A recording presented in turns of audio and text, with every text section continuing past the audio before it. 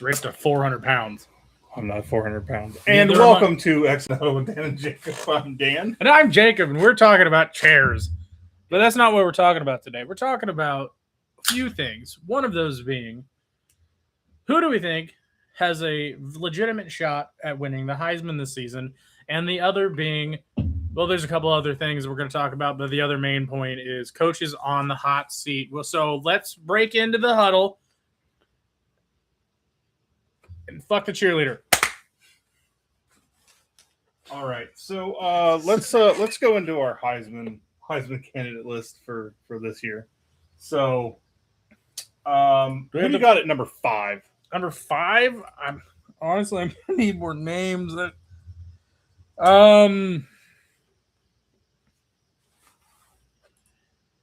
Who's that? Ryan Williams out of Alabama. Ryan Williams, didn't he get drafted? I don't know.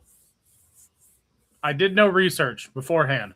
Ryan Williams is not on the 2026 odds. Did he get drafted? I'm pretty sure he got drafted. You want to go with your number 5? My number 5 is Trinidad Chambliss, quarterback, Ole Miss. He says he's 19, and he still plays for Alabama. Oh, he did not make the watch list. Well, watch out. Okay, who's your number 4? This is going to be a little of a weird one. Let me see some names, because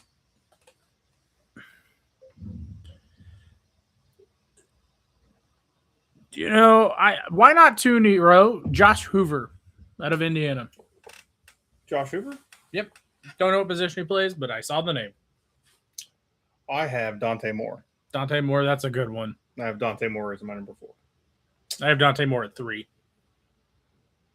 Nice. My number 3 is probably gonna be Arch Manning. See, Arch Manning, I have him up high. He's got a big name, and so I have him at 2. I had Arch Manning at 2. I know who I have number 1. My number 2 is going to be Julian Sayin. See, Julian Sayin was a good one I could have picked, but I don't think he's going to be the Buckeye to win the Heisman this year. I don't know. If he repeats and goes 80% completion rate, 3,500 yards, 40 touchdowns, you don't think he's going to win the Heisman? I don't think it's going to be him. I think it's going to be the guy he's throwing to. Jeremiah Smith is my front runner for the Heisman. Jeremiah Smith is also my number 1, and that's where I was kind of going with that. I kind of put Julian Sayin is in my top 10, probably number 6. He's my fringe. But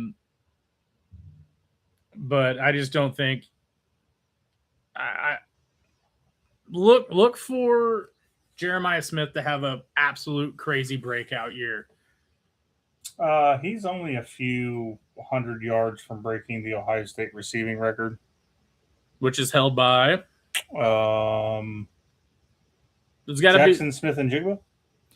There's got to be some really high, like if you think of the Mount Rushmore of let's just do wide receivers for Ohio State.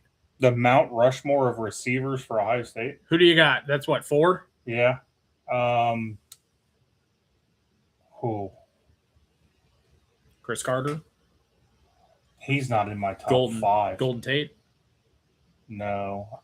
Jackson Smith and Jigba. Jackson Smith and Jigba's up there. Santonio Holmes. He's up there.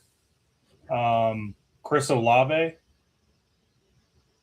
Chris Olave is a good one. I think Chris Olave.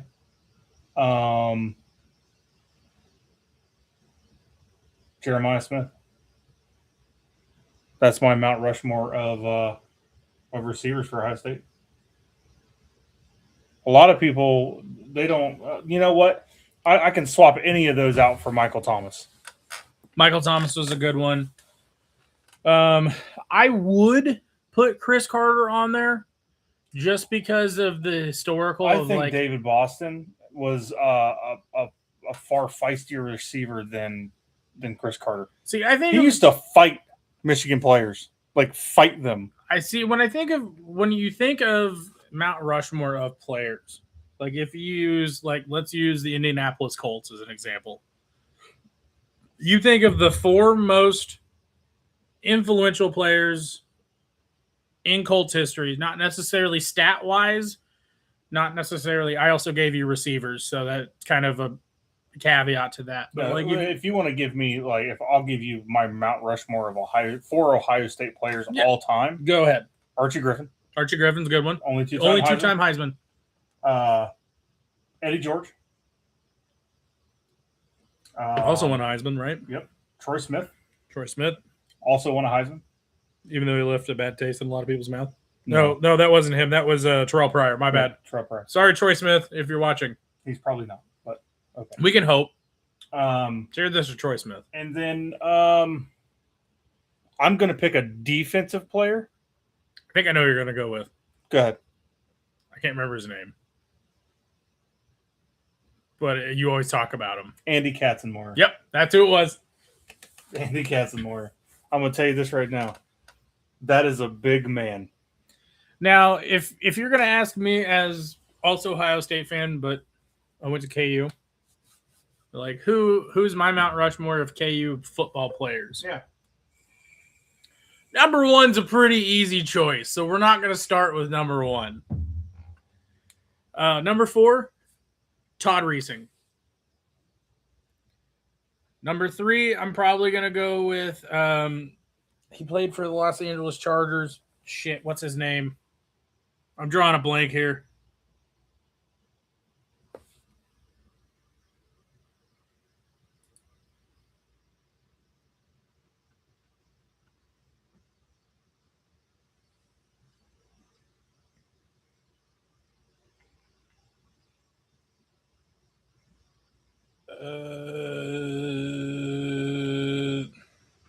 No, that's K-State. Okay, well, I can't remember his name, but I know who I'm talking about. But Aqib Talib. Okay. John Riggins. That name sounds familiar. It does. Gale Sayers. There you go. Kansas Comet. Fun fact, arguably one of the best running backs in the history of the NFL is also from Kansas. Can you guess who that is? No. He played for one team and retired way too early. Barry Sanders. Oh. He's from Wichita, Kansas. Wave the wheat. Arguably one of the best running backs of all time. Yeah. If he would have played longer, wouldn't have been an argument. Everyone's like, Emmitt Smith. I'm like, fuck the Cowboys. Sorry. The Cowboys are actually looking decent. They're going to – this is our year. No, it isn't. You're going to lose in the first round of the playoffs. Like every other year. Like every other year. But if you get into the – back onto that same topic, because I think it's a good topic. Who is your Mount Rushmore +1 of the best players of all time in college football history? Any team. Doesn't matter. 4 + 1? 4 + 1. So you get Mount Rushmore +1. Barry Sanders. Sean Alexander. Who did he play for? Alabama. It was a good play.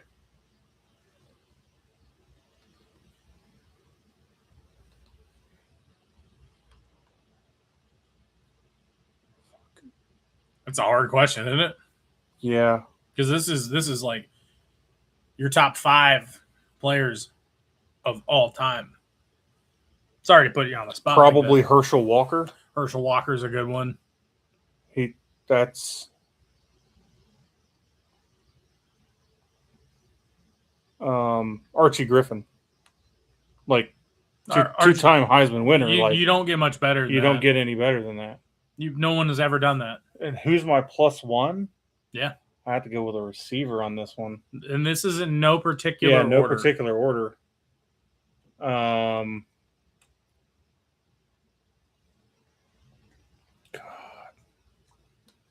It's real tough.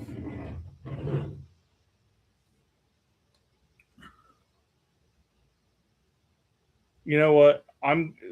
To me, he was one of the best. And that's what this is about. It's not like Darrelle Revis. Darrelle Revis was. Who did he play for again?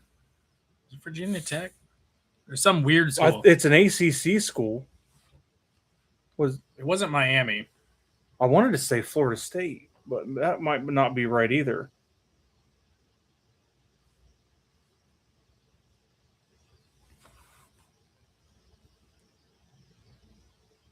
It is ACC. It's not Florida State. Who is it? It's from the same place he's born, I don't know where he was born. Pennsylvania. Pitt? He went to Pittsburgh. Huh. 04 to 06. Okay. Yeah, no, Darrelle Revis. Yeah. Put him on an island. See, mine's a little weird. Okay. Because I look at like what they did in just college. Okay. So yeah, like, that's Herschel Walker didn't do anything in the NFL. Well, but Darrelle Revis did. Darrelle Revis did, but Ndamukong Suh. Yeah, that's he was a monster. Ndamukong Suh was one of like the only players, defensive players, in a long time that almost won the Heisman. He definitely deserved that Heisman, and he did not win. Is what it is. Yeah. I'll also say Michael Crabtree. Okay. Michael Crabtree was a Texas Tech phenomenal receiver. Give me another one. It's going to be, and this one might be I'm a little biased about, but still Peyton Manning. He did really well in college and did really well in the pros. Won the 97 national championship, right? Actually, they won the year after he got out. Oh, it was 98. Okay. Yeah, because he got drafted in 98. Should have won a Heisman, didn't. Also, was still one of my favorite draft stories. He straight up told the GM of the Colts, he's like, if you don't draft me, you're going to regret it every single year.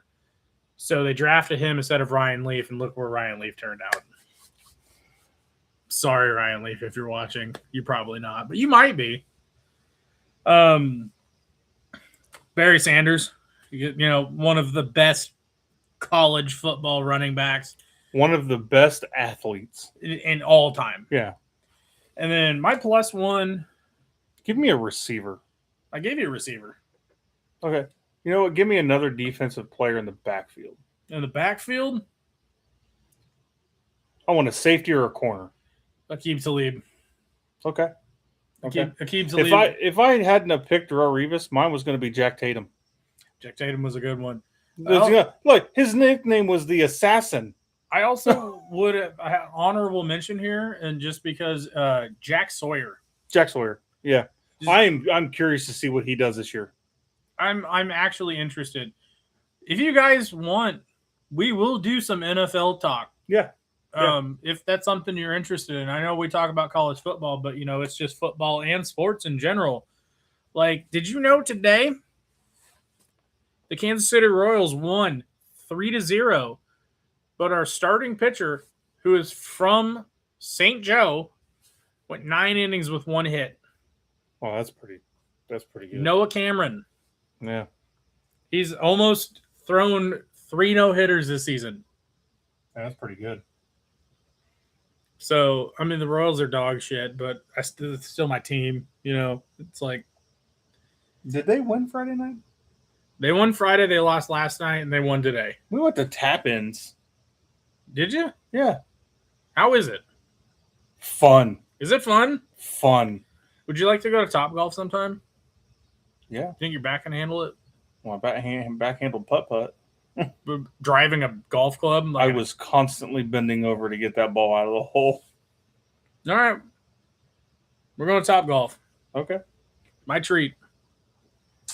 So let's talk about the elephant in the room. There's an elephant in the room? There is. George! And its name is not George. Is which college football coaches are on the hot seat? Okay. How many are we doing here? We're just in general? 3. 3? Okay. My first pick, honestly, I think we said the same thing last year after, I think it was more middle of the season. Give me Dabo Swinney. After how that season went last year and all the expectations out of Clemson, if he has another bad season, I just don't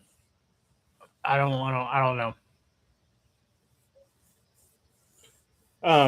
Mine is also Dabo Swinney at number 3.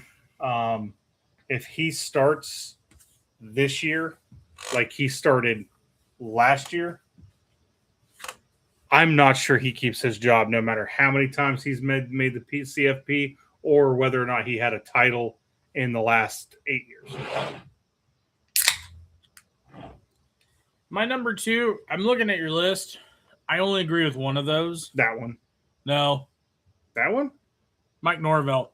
Mike Norvell, Florida State? Yeah. I don't think Florida State can handle another 2-10 season. What happened after they went 14? Mike Norvell. No, I'll tell you what happened. Mike Norvell went down to Florida State and tried to change the culture. Bunch of rowdy boys down there. Yeah. It's kind of like, think of Florida State like Miami Light. Yeah. Like it's just not. There's something special about them Florida man, Look at all the news stories. Look at all the crime. Yeah.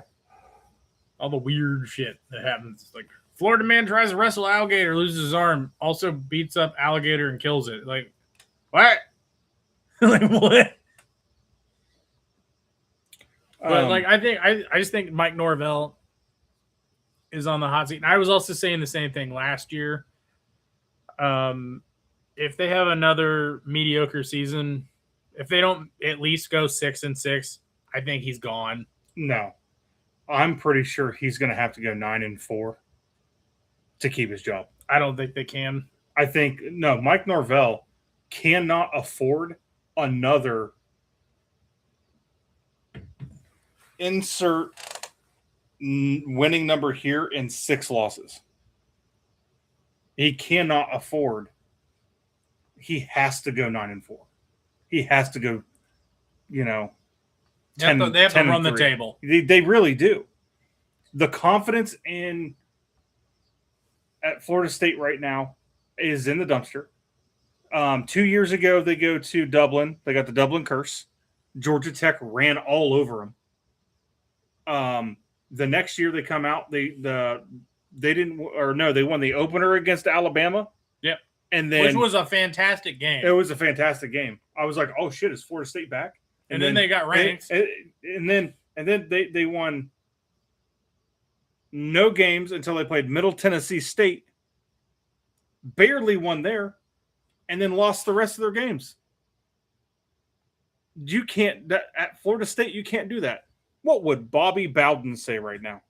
He'd be turning in his grave. I don't think he's dead, but I think he's dead. I think he died right after. Did Bobby Bowden die? I think he died right after Joe Paterno did, right before.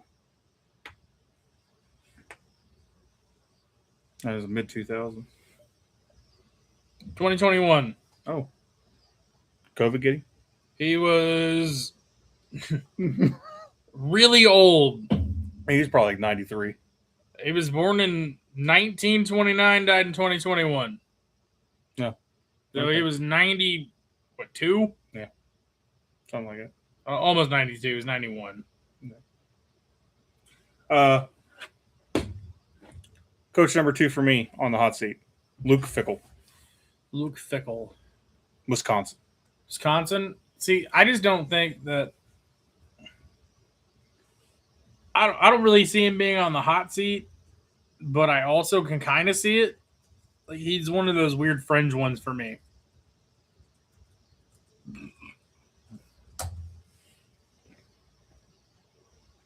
In the last 5 years, they are 30-32. That's not Wisconsin football. That is not Wisconsin football. So last year in 2025, they went 4-8. In 2024, they went 5-7. They went 7-6 in 23, 7-6 in 22, and 9-4 in 21. If they have, and they're trending downward, they went from 5-7 to 4-8. Do you think that they can go to 3-7? If they start off any less than 3-3, I think he's Okay. Well, let's just do this. Let's check out Wisconsin's. I'm going to check out their schedule. Actually, I'll do it this way.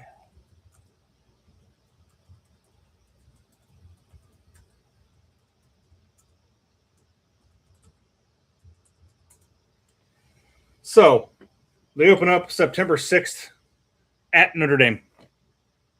I think that's a loss. Okay. September 12th, they got Western Illinois. That's a win. Then the next week, they got Eastern Michigan. I think that's also a win. At Penn State. Win? You think they win at Penn State? Why not? I don't think so. I'd say it's booty cheeks. Okay. Michigan State at Wisconsin. I think they win that one. Wisconsin at UCLA, knowing that no Big Ten team has fared well when going out west. I think they win. USC at Wisconsin. They lose that one. Okay. Wisconsin at Iowa. They lose that one too. Rutgers at Wisconsin. I think they win that one. Wisconsin at Maryland. I think they win that one. Wisconsin at Purdue. I think they win that one. And Minnesota at Wisconsin. I'm rowing the boat. Battle for Paul Bunyan's axe. Minnesota wins that one. So in my head, I got them going like what, 7-3?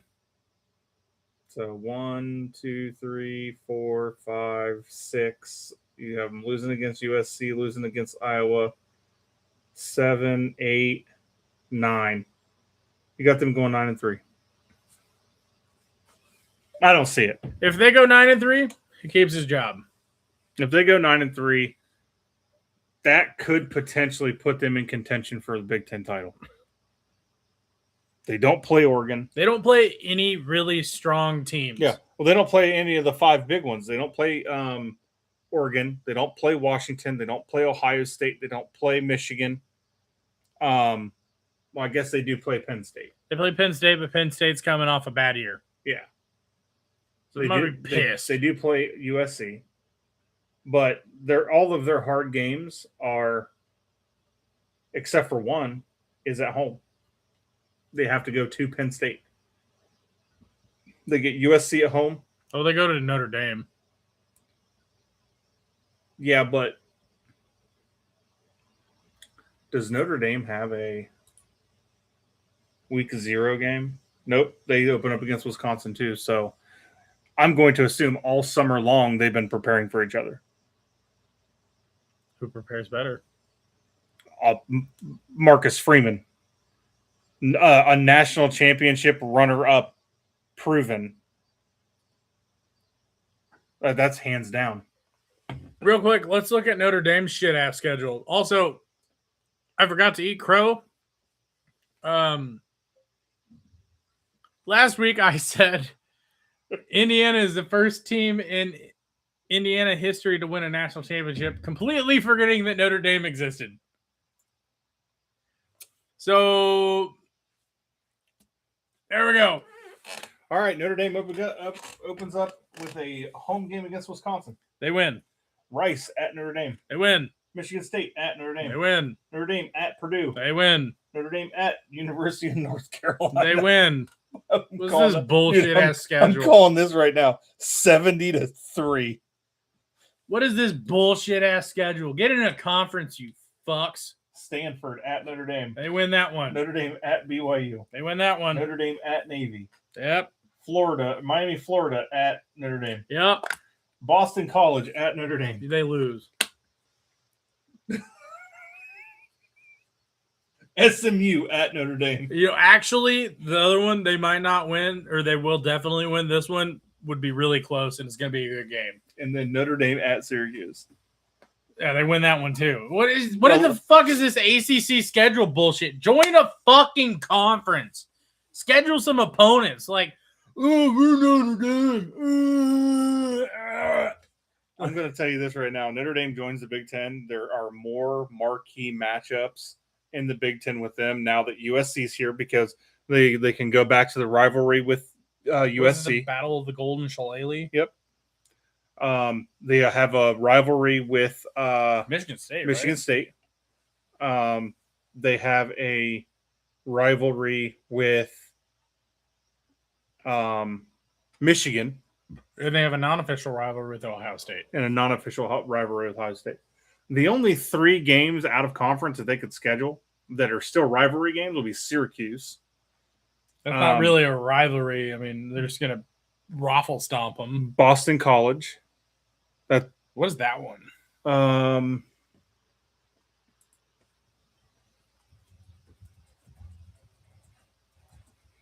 It's got to be some weird Catholic bullshit. The battle for the Holy War. If they join the ACC, at least they get the convicts versus Catholics. Yeah, Miami. Yeah, that one. That's not official rivalry, but it's fucking dope. Yeah. So 11-1. Honestly, probably 12-0. But the only one I think that actually has a chance of beating them is more than likely SMU. When you have a cupcake schedule, don't feel bad when you cry when you get beat in the first round of the college football playoffs. Okay, so hear me out on this. If Notre Dame and Miami are both undefeated, and Miami has to go up into the colder atmosphere on November 7th, do you think that gives Notre Dame the edge? No. Do you think that they could potentially lose it? Notre Dame? Yeah. Yeah. But you haven't beaten Miami. Of Ohio, I thought you said. No, Miami, Florida. Oh, Miami, Florida. No, they don't. No, I thought you said Miami, Ohio. No, Miami, Florida. No. Yeah. I don't think they beat Miami. Yeah, their last 4 games are Miami, Florida, Boston College, SMU, and Syracuse. 2 of them which are rivalry games. So you got Boston College and Syracuse. That is my bad, everybody. I thought that you said Miami, Ohio. Oh, yeah, no. They're not the SEC. They don't schedule cupcake games in week 9. They're playing fucking Syracuse. Syracuse is still part of the ACC. It's still a cupcake. It's not the Citadel. Basically. No. It's not, what was that? University of Chattanooga? Okay, this is a hot take here. I am all for teams scheduling one cupcake team. Week 1. Week 0, perfectly fine. You got to have a warm-up. You got to figure out what you're doing in the season. I think after that, big dogs only. I honestly think that each conference on a rotating schedule. So say the Big Ten. Yeah. I think this year the Big Ten should schedule an SEC and an ACC opponent, and they get one opponent of their choosing. 9 times out of 10, they're going to choose somebody in state so that the money for that stays in state. Like Youngstown State or Ohio, yeah, Toledo, Akron. They'll schedule teams like that for their first game. We're using Ohio State as an example. Yeah. So I think that there should be a scheduling thing with the Big Ten, with the SEC and the ACC. You play one SEC team. Or Big 12. Well, hold on. And then you play one ACC team. The next year, those 2 get taken off the Big Ten schedule, and they go to the Pac-12 or something. But then the Big Ten will play a team from the Big 12, and And you can even do this every 2 years, so that Or each of maybe- them teams get a home and home. Or maybe it's not like oh, 1 year we're playing the SEC and the ACC. Maybe it's like 1 year we're playing SEC, ACC. Next year we're playing SEC. That's the home and away, and then a Big 12 team, and then that Big 12 team next year. You're playing the SEC or the ACC and Big 12. Whatever team you picked out of those. So let's say you're going to play. Ohio State's going to play Texas Tech. Okay. 1 year you're going to go to Lubbock. Yeah. Next year they're going to Columbus. Yeah. I'm all for it. And then, but like that ACC one kind of rotates. So 1 year you're going to play Clemson. Next year you can play Miami. Next year you're going to play Miami. I like it. I think that's actually a really good solution. Yeah. Because some of these Power 4 conferences, and in theory, you could be like, I don't know, like KU and Mizzou. I think that they should just play the first game of the year every year. I don't think it should be the first game. I think that'd be a hell of a way to fucking kick off college football. The border war? The border, that would be. Week 0, The border KU, war. Mizzou played at Arrowhead. Like it used to be. Yeah. It used to be last game of the season. Yeah, but let's make it the kickoff for college football. That's the Aflac game of the week. Oh, shit. I shouldn't have said that. I'm probably going to get sued now. No, that's what they say, Or the Capital One kickoff, whatever it's called. I'm allowed to say that I got a Capital One card. I do too. I don't have Aflac. I have State Farm. But, it's like, what is the most fun thing about college football? What is the one thing that drives everybody to want to watch college football more than anything else? Pageantry and marquee matchups. It's the rivalries. Well, yeah. Yeah. I would say that third. But the pageantry of college football is what brings people to the stadiums week in and week out. Yeah, but what gets them consistently watching? I would say marquee matchups. When Notre Dame stopped scheduling USC, it was a fucking tragedy. Yeah. When Notre Dame stopped scheduling Michigan, fucking tragedy. It's like you can't have a college football season without, even though Notre Dame and Michigan in November. Even though some of these aren't like the biggest matchups in, college football, you got to have the game. Yeah, you have to have the game. You got to have the Iron Bowl. You have to have the Iron Bowl. The Egg Bowl, the Apple Cup. The world's largest cocktail party. Yeah. You have to have the Apple Cup. Yeah. You have to have the border war. The border war. Like it's just one of those quintessential things. And I still hate Missouri for leaving the Big 12. Another one that I'm going to throw out there, you have to have the battle for Paul Bunyan's axe. What Michigan, Wisconsin, Minnesota. That is a good one. Another one I think they should do every year is the Cyhawk. Yeah. Farmageddon happens every year. Yep. That's K-State, Iowa State. One of the biggest things that I am not a big fan of about college football in the last 15 years is all of the conference changing. Realignments. The realignments, I'm not a fan of. Some of them make sense. Some of them don't make sense. One of them that doesn't make sense, and I'm going to stand on, I'm getting on my soapbox here. Why is it that a team that is nowhere close to another team in their conference, Stanford, Missouri, Cal, well, those are close to each other. Yeah, but they're in the ACC. Yeah, that doesn't make any sense. But like Missouri, who is closer to the Big 12, they left the Big 12. They are literally in the middle of the Big 10 and the Big 12. Like if you looked on a map. What if okay, hear me out here. What if hypothetically Missouri and KU went to the Big 10? I would be all for that, but I would also want to bring K-State for the rivalry. And then I would also want to bring Iowa State for the rivalry. For Iowa. So, I guess let's talk about hypothetically, your conference realignments, teams that make sense in conferences. We'll start with the ACC. Okay. I'm all for I'm all for Miami, Florida State. All of those East Coast teams. All those. Get SMU out of there. They don't belong. No, they belong in the Big 12. They belong in the Big 12. Stanford, Cal. No, put them back in the Pac-12. Throw them back in the Pac-12. Put Maryland back in the ACC. Actually, I disagree. I think we should bring back the Big East. Agreed. UConn, Pitt. A lot of those other schools that are like that. Like what is the fundamental problem of having more conferences? I don't think it's about having more conferences. It's money grab. It is, but I think it's more about bringing bigger names into those conferences. Because think about it like this: Oregon going to the Big Ten.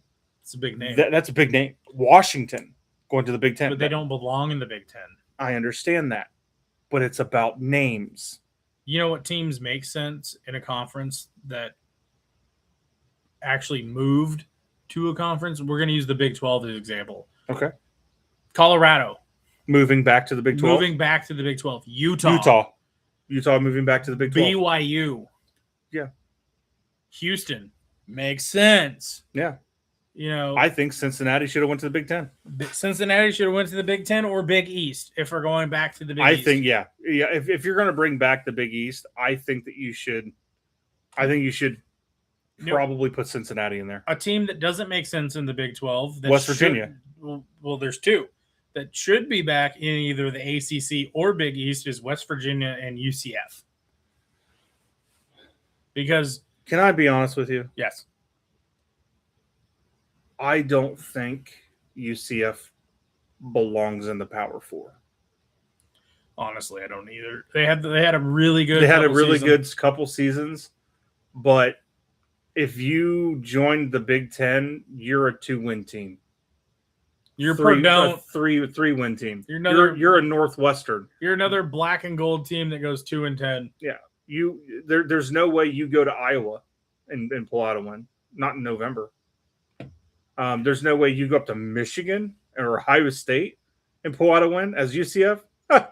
They used to schedule you as a cupcake game. There's a couple other teams that moved to the SEC that I think make more sense in either the Big 10 or the Big 12. Can I throw out an idea? Yeah. Clemson in the SEC. Clemson in the SEC makes sense. I like that because they have the rivalry with South Carolina. Same state. Yeah. Same. Okay, I think if you're in the same state, yeah, you should, in theory, be in the same conference.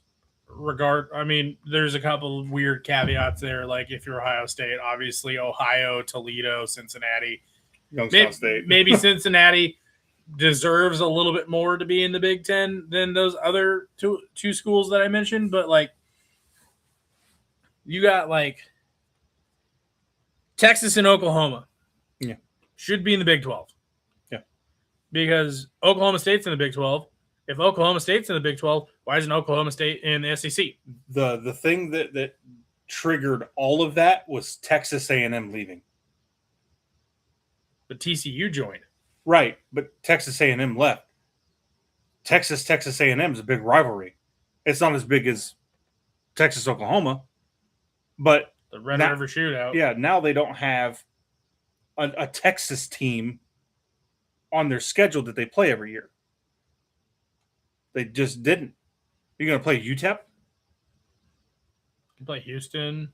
Yeah, but Houston's not even going to be. That's a dog walk. I think that Texas. It's one of my favorite things about college football. Yeah. The video game. I can put the colleges wherever the fuck I want. Yeah, you can put them wherever you want. I'll bring back the Pac-12. I'll bring back the Southwestern Conference. Hell yeah. But it's just like, at some point, there's this money grab. Yeah. It's all about ratings, and it's all about how much a provider will pay for your logo. But one of the things that is making me happy is that the border war is going on again this year. Yeah. And you know where they're playing? Lawrence. Nice. Oh yeah, because they played at Mizzou last Yep. season. And KU almost won. I watched that game. It was an ugly game with 8 minutes left. Yeah. It was ugly. It was bad. Yeah. But it'd be like the same thing if I'm going to argue this, and Dan's going to call me crazy here. I think that the border war is one of the biggest rivalries in college sports. I'd rate it honestly pretty close to, in terms of importance, to the game. It's the whole thing is the same thing, where, the game is the Battle of Toledo. It's like, should Toledo be in Michigan? Should Toledo be in Ohio? It's in Ohio. Ohio won. That kind of thing. The border war is literally about Civil War era bullshit. When John Brown led the abolitionists into Missouri for the Jayhawkers, is what they were called. The Missourians, I can't remember what they were called, went in and there was a raid. It was called Quantrell's Raid. Little history lesson here. They burned down Lawrence, Kansas, where Kansas University is. They fought back. There was the Battle of Blackjack, which is actually not too far from where I grew up. A lot of people died. It was one of the initial starting battles of the Civil War. Bring that back. It has a lot of history. A lot of people. If you're from Missouri and you're born in Missouri and you're a Mizzou fan, you fucking hate Kansas. If you're from Kansas and you're a Kansas fan or a K-State fan, you fucking hate Missouri. We just do not like each other. And I'm glad they're bringing it back. And they're bringing it back, but it's only like 2 years, and then they play like another 3 years, and they play 2 games. It needs to be every single year. And that's my big thing here is like college football, they need to have these consistent rivalries. Yeah. I believe that if one of your rivals isn't on your schedule, you have to use a preseason game. Exactly. To play the rivalry. It'd be like if Ohio State left for the SEC, which doesn't make any sense, but I'm using it as a hypothetical. They would still play Michigan every single year. Yeah.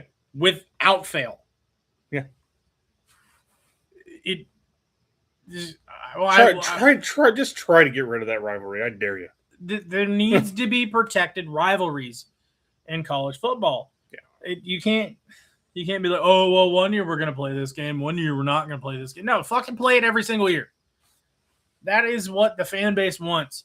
I think the last 5 or 6 years, the most watched college football game was the game.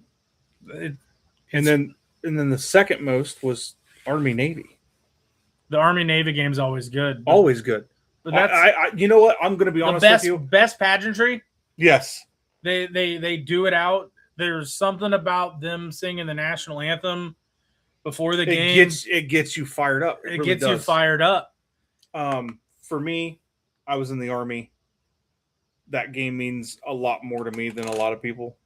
But I will tell you this. I don't care what I'm doing. When the Army-Navy game, when it's Army-Navy week,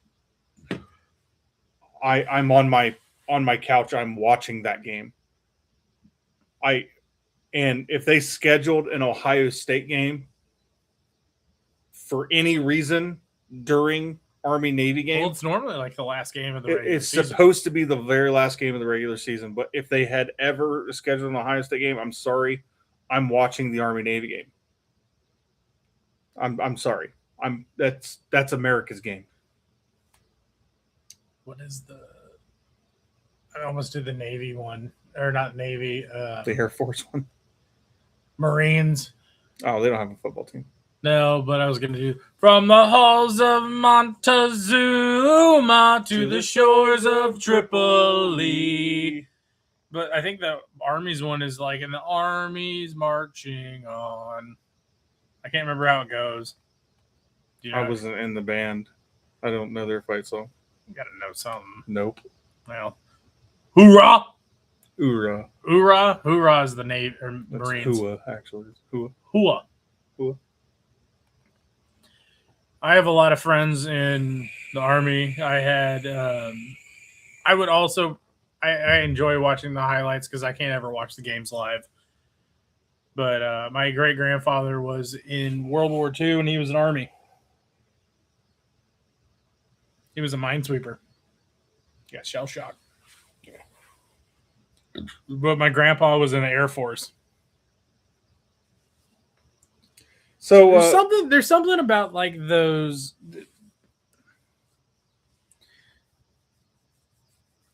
Blood runs deep in your college football teams, but when there's something actually connected to that, like say you are from Ohio, I am from Kansas. I get more amped up about my local teams. I wasn't able to attend an Ohio State game until after I was already an adult. Didn't really have a lot of money to go to Ohio State games. Coming from a little bit of a struggling family, but we did They're good. made by. But when I had adult money, one of the first games that I went to go see was 2012. I watched Nebraska go into the shoe and get absolutely fucking stomped. I was on the 30-yard line, home side, and I was about fucking 60 rows up. So, had a pretty good vantage point.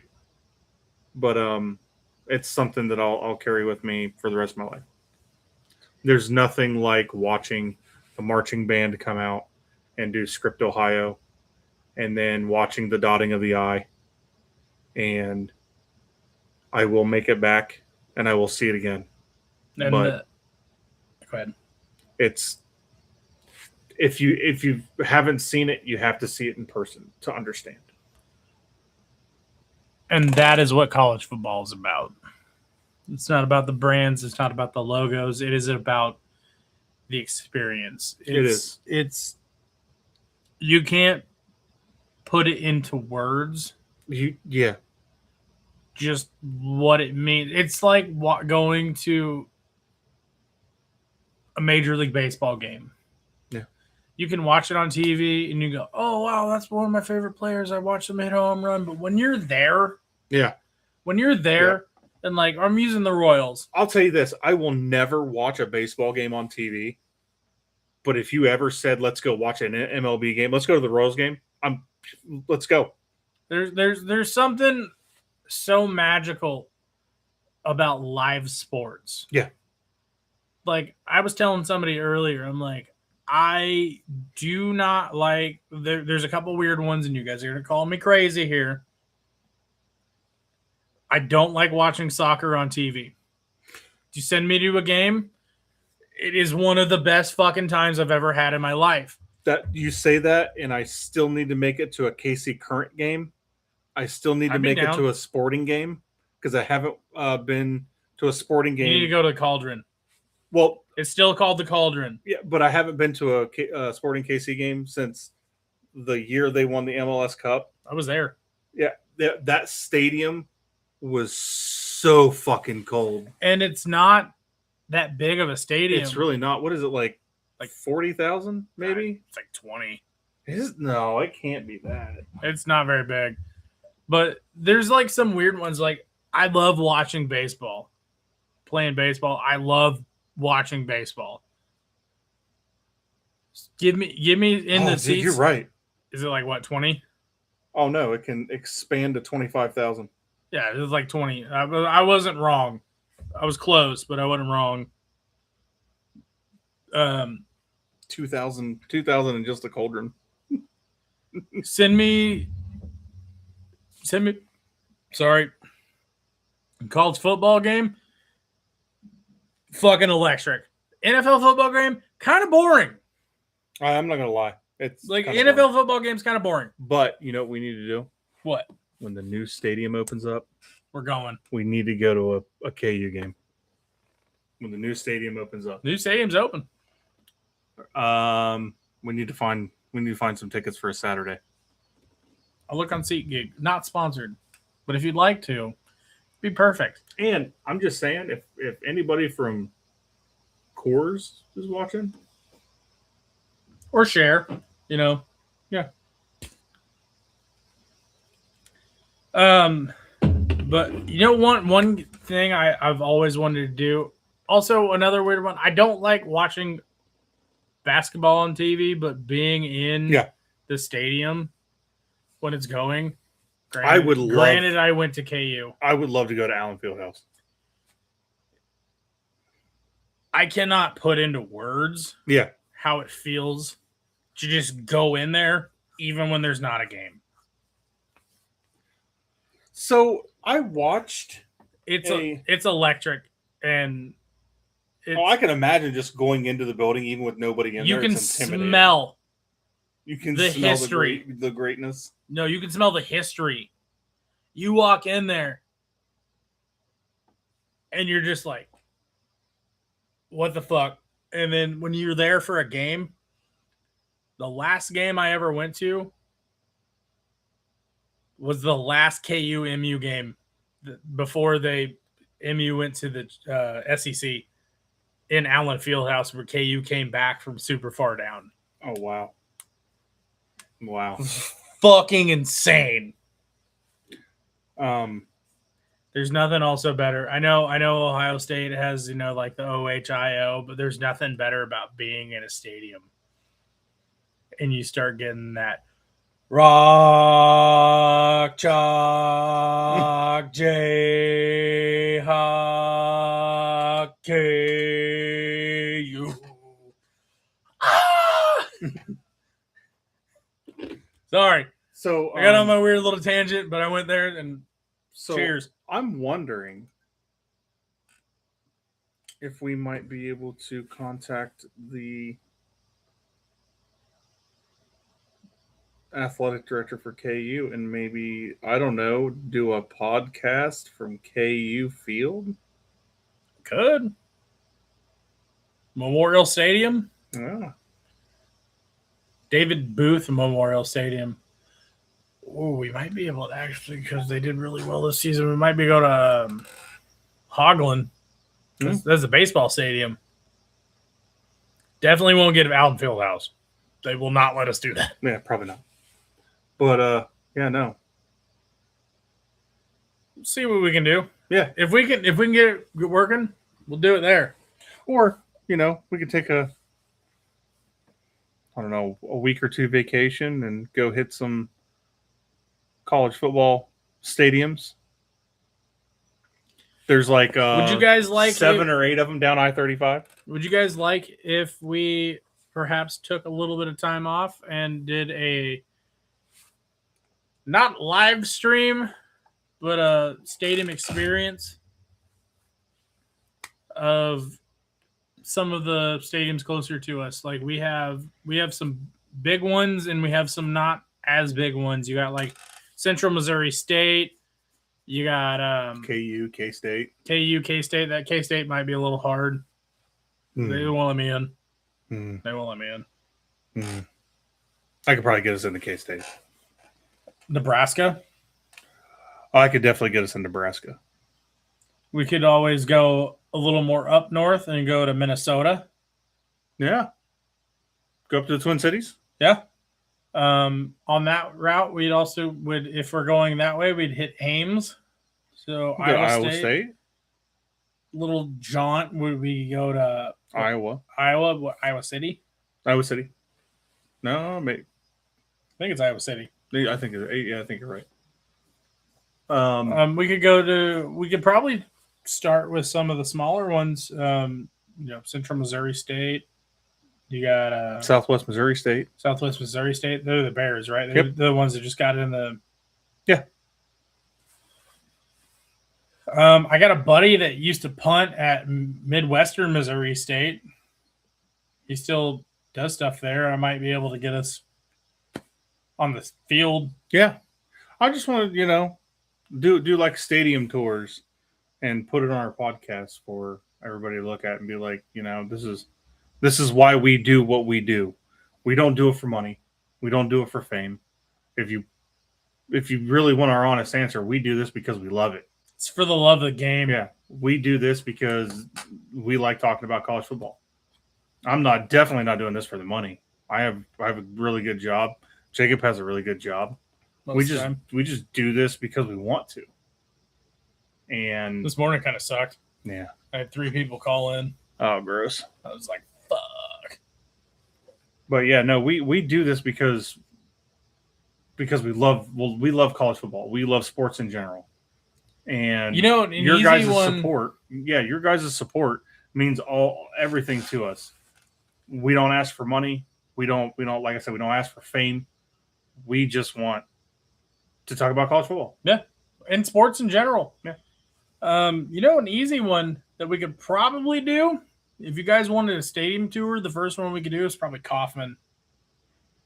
That's like 2 miles from my house. And the tickets are cheap. Yeah, but I used to know somebody who worked there for 25 years. Tiffany's dad. Hit them up. Yeah. We're not asking for free tickets, but maybe they can give us a tour, a night pass on a day they don't have a game. And another cool thing is if you do follow Major League Baseball, my job is a direct sponsor of the Kansas City Royals. It's on their shoulder. But like I said, we don't do this for money or fame. We just do this because we like to talk. We do it for the game. Yeah, we do it for the love of college football. We do it for the love of all sports. Even cricket. Cricket's weird. Shut up. I don't understand. They're going to find out. That I don't understand cricket. That we don't like cricket. I don't not necessarily like cricket. I just don't understand it. It's like soccer. Like, I just think soccer is boring. Kansas City was a host of the World Cup, and I didn't go to one single game. I didn't go to a single game, but everyone that came from the games, no offense to you guys, you all pissed me off except for Team Netherlands. That's fair. So let's go into your top 25. I have the current top 25 up if you would like to see it, but this is not my. Just read them 25. Off, and I'll agree and disagree because so I gotta go soon. So as of ESPN, they have Missouri at 25. Boo. They have Houston at 24. I don't agree. Clemson at 23. Maybe. Iowa at 22. Okay, I agree with that one. Utah at 21. I can see Utah there. The other, like the 25, 24, 23, I don't see it. Okay. I do not have Missouri in my top 25. 25 for me is Florida. 24 for me is Louisville. 23 for me is Iowa. 22 for me is Clemson. 21 for me is Illinois. And number 20, I do have SMU. I agree with SMU. So it's 20 to 15. So 20 is SMU. You got Washington at 19. I agree with that one. 18, you have Tennessee. Yep. 17, you have Penn State. No. And 16, you have Michigan. Now, maybe Michigan at like 19, but I'll be honest with you. I got Tennessee at 19. I have Penn State at 18. I have Michigan at 17. And I have Washington at 16. I just don't like Penn State in the top 25 after their awful season last year. I think getting rid of James Franklin and Jim Knowles leaving, I think this opens up Penn State to broader horizons. So at number 15, you got BYU. Okay. At 14, you got USC. Okay. At 13, you got LSU. Yep. At 12, you got Texas Tech. Yeah, And Alabama is 11th. Now, I'm okay with those. This is not mine. So for me, I have Alabama at 15. At 14, I have LSU. At 13, I have Texas Tech. At 12, I have Alabama. No. At 12, I have Texas Tech. And I have USC at 11. Okay. At number 10, Ole Miss. Number 9, Oklahoma. Number 8, Texas A&M. Number 7, Miami. And number 6, Indiana. I'm actually good with all of those except for Indiana. I still think that if you are defending national championship, you should be number 1. I agree. And so this is my 10-6. I have Ole Miss at 10. I have Texas A&M at 9. I have Miami at 8. I have Oklahoma at 7. And I have Notre Dame at 6. Okay. I can agree with those. Okay. Now, what's the top 5? The top 5 by this is Notre Dame is at 5, Texas at 4, Georgia at 3, Oregon at 2, and Ohio State at 1. I'm cool. Well, I would honestly, as weird as this is going to sound, I'd probably put Ohio State at 2 and just move everyone down. For me, it goes Indiana because they're the defending national title championships. And if you haven't lost a game, it's yours to defend. You should be number 1. So I have Indiana at 1. I have Ohio State at 2. I have Oregon at 3. Texas at 4. And Georgia at 5. I'm actually okay with those. Look for Georgia to be ranked 8th or 9th after week 5. Because let's go up into Georgia's schedule. So, first game is Tennessee State, Western Kentucky, and then Arkansas. Then you got a horrible stretch. You got Oklahoma, Vanderbilt, Alabama, Auburn, Florida, Ole Miss, all in a row. It's not good. That's rough. It's not good, Chief. That's rough. And you have to play at Alabama and at Ole Miss. And didn't Ole Miss and Georgia play for the title last year? I believe so. Ole Miss is going to look for revenge. And then you close out with Missouri at home, at South Carolina, and the trap game. Very last game of the year. Georgia Tech. They played them super hard the last 3 years. Could we potentially see a 10-2 Georgia this year? I could see it. I think it could maybe be a 9-3. Maybe a 9-3. That you know, and if that happens, that tosses up all of the SEC championship game stuff, because at that point you got LSU you're looking at, who does not play Georgia. They predicted LSU to go undefeated. They did predict that, but I don't see it happening. LSU's schedule. Let's go to LSU's schedule real fast because it's not good. They open up versus Clemson. It's a good game. Give me the Tigers. Then they got La Tech. Yeah. Then Lane Kiffin has to go back to where he just came from at Ole Miss. They're going to be mad. Yeah. Then he has Texas A&M at home. Then they play McNeese State. It's a stupid game that shouldn't be scheduled. Yeah. And then they start a pre-gauntlet run at Kentucky. Then they have Mississippi State at home, at Auburn. They have to play Alabama and Texas back-to-back weeks at home. They have at Tennessee. And then they have at Arkansas. The Alabama, Texas, and Tennessee games, all bunched up together are hard. Yeah. Arkansas, cupcake. Yeah.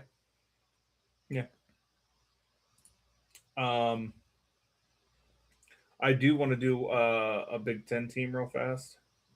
So if we look at Washington's schedule, they actually have a stupid easy schedule. They open up with the Apple Cup. Okay, they should win that.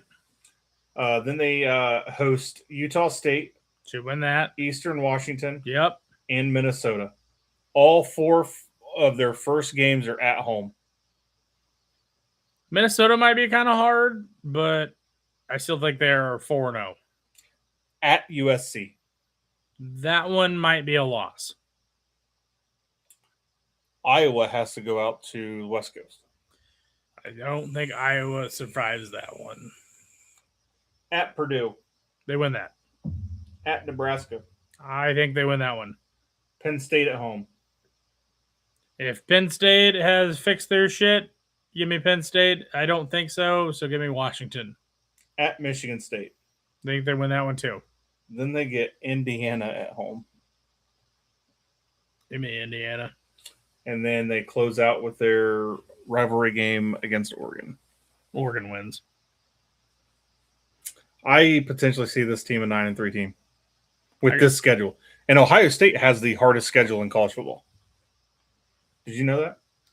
I don't doubt it, but we'll talk about that next week. We'll do so next week is going to be the pre-week for week 0. Week 0. We'll do the discussion about the top 5 easiest schedules and the top 5 hardest schedules, and some other random shenanigans because you know how we get. Yeah, but I think that calls it for this one. Yeah, this is season 3, episode 2. I'm hoping to have a car next week.